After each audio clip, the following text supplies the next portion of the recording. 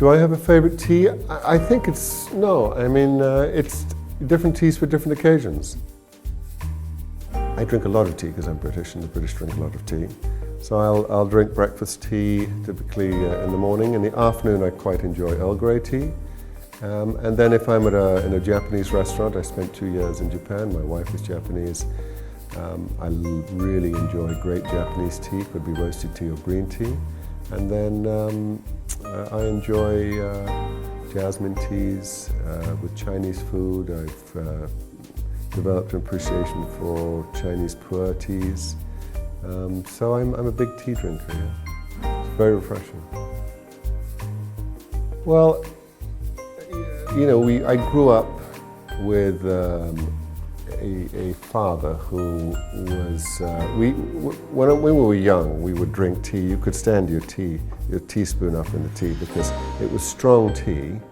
And I grew up in the UK and we used to get bottles of milk. And they used to have a little foil on top of the bottle.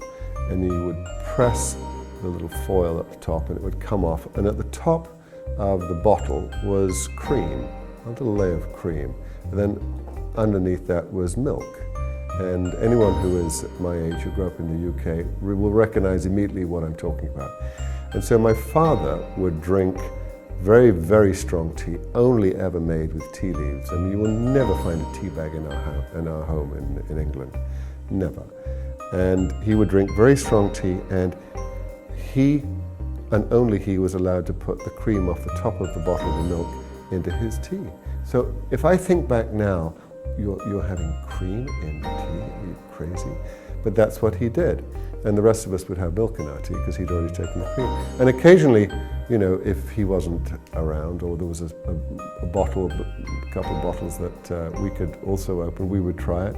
And I guess that's what we grew up drinking, was that gold foil and a little bit of cream in the tea. But now he just drinks milk. So I guess my early memory of tea was very, very strong tea.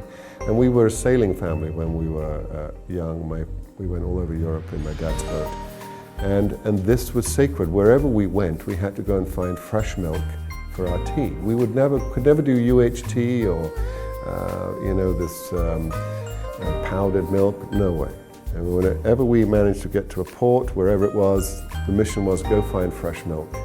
And we would buy blocks of ice to keep in the cooler in the boat. It was a sailboat. It wasn't a big gin palace, it was a small sailboat. And the milk, the ice was there to keep the milk fresh. Because tea to us was sacred. So tea was a very serious thing. And it was still tea leaves on the boat as well. It wasn't as though, and you definitely couldn't put the tea leaves down the sink in the boat because that would clog everything up. So they had to go into a bag, and there was a whole process that we got used to. That's what we grew up with. And if I think back to it now, you know, I thought, well, how strange we were to put so much focus on just getting the tea right while we're on the boat. But British are a little strange that way.